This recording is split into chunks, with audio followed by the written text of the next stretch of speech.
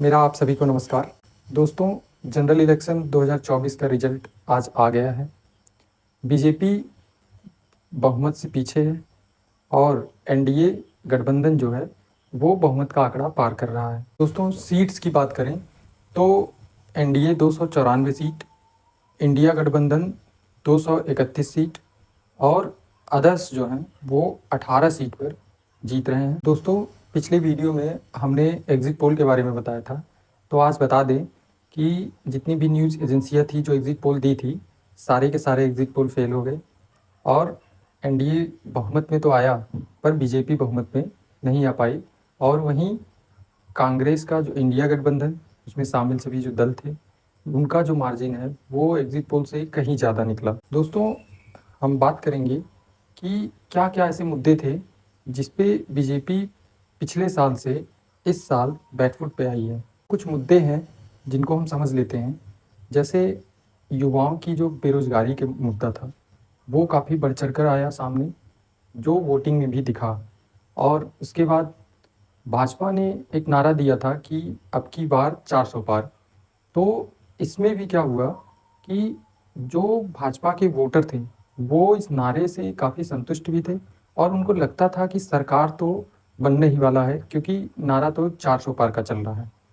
इस कॉन्फिडेंस के कारण शायद हीट वेव भी बहुत तेज़ चल रहा था, गर्मी भी बहुत तेज़ था, तो भाजपा के वोटर भी कम निकले, भाजपा को वोटिंग थोड़ा कम हुआ, जिसमें इस नारे का भी अहम रोल रहा। इस चुनाव में दूसरा जो सबसे बड़ा मुद्दा था, जिस पे इंडिया गठबंधन, कांग्रेस, सपा आदि जितनी पार्टियां थी, उन्होंने जम के इस मुद्दे पर प्रचार किया था कि अगर भाजपा सरकार में आती है तो यह संविधान में बदलाव करेगी। जो यह मुद्दा था ये काफ़ी ज्वलनशील रहा इस चुनाव में, जिसका रिजल्ट इस बार के चुनाव में देखने को मिल भी रहा है। इसके पीछे देखा जाए तो कहीं न कहीं आईपीसी, सीआरपीसी में जो थोड़े बहुत बदलाव गृह मंत्रालय ने किए थे, तो इसका उदाहरण लेते हुए जो समाज था, वो कहीं न कहीं उसके मन में बैठा था कि हो सकता है कि कुछ संविधान में बदलाव करे एनडीए सरकार, और जिसके कारण ये एकजुट वोटिंग इंडिया गठबंधन को देखने को भी मिल रहा है। दोस्तों, इस चुनाव का एनडीए गठबंधन का बहुत बड़ा मुद्दा था राम मंदिर। लेकिन इस चुनाव के रिजल्ट जो आए हैं, इसमें यह दिखता हुआ लग रहा है कि कहीं न कहीं राम मंदिर का जो मुद्दा था, वो दबा हुआ है। क्योंकि अगर एग्ज़ाम्पल के रूप में देखें, तो अयोध्या में जो बीजेपी की सीट पिछले साल जीती थी, इस बार हार गई है।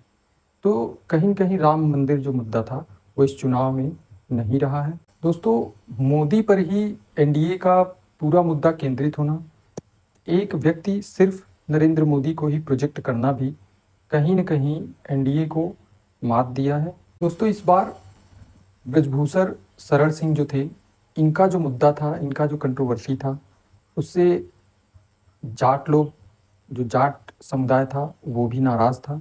और पिछले वर्ष में जो किसान आंदोलन हुए थे, वे तो समाप्त हो गए और किसान आंदोलन के जो बड़े-बड़े नेता थे, या जैसे राष्ट्रीय लोकदल पार्टी थी, ये सब एनडीए से गठबंधन कर लिया और कहीं न कहीं भाजपा में शामिल तो हो गए और किसान आंदोलन दब भी गया। लेकिन उसकी जो सुगबुगाहट, जो अंदर रोष था किसानों में, वो भी इस चुनाव में मुद्दा बनकर ज़रूर आई है। दोस्तों, चुनाव जब हो रहा था, तो उसमें पश्चिमी यूपी में और गुजरात में राजपूतों की भी नाराज़गी देखी गई है। तो कहीं न कहीं राजपूतों की नाराज़गी भी वोट परसेंट न बदल पाने में बड़ा अहम मुद्दा दिख रहा है। पिछले लोकसभा की बात करें तो नरेंद्र मोदी सरकार ने ट्रिपल तलाक पे बिल लाया था। उसका इफ़ेक्ट कुछ मुस्लिम महिलाओं पे ज़रूर पड़ा था, कुछ वोटिंग उनमें भी पिछले चुनाव में हुई थी, जो इस बार देखने को नहीं मिल रहा है।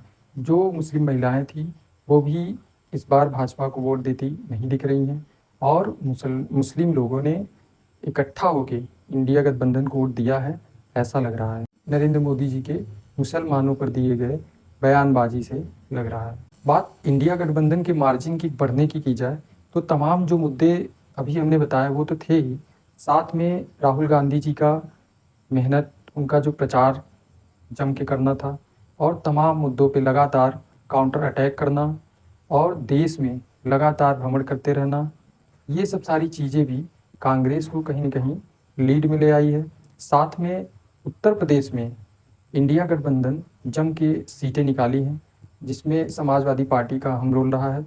समाजवादी पार्टी एक तरफ़ा यूँ कह सकते हैं कि आधे सीट से ज़्यादा, बीजेपी से ज़्यादा इस बार उत्तर प्रदेश में सीटें निकाली हैं। तो ये सब फैक्टर्स कहीं न कहीं इंडिया गठबंधन को लीड दिलाई इस बार। तो भाजपा की जो सीटें हैं, इस बार आंध्र प्रदेश और बिहार में भी ठीक प्रदर्शन रहा और केरल में भी 1 आध सीटें 2 सीटें निकली हैं। तो इस प्रकार उड़ीसा में बहुत ही अच्छा प्रदर्शन रहा।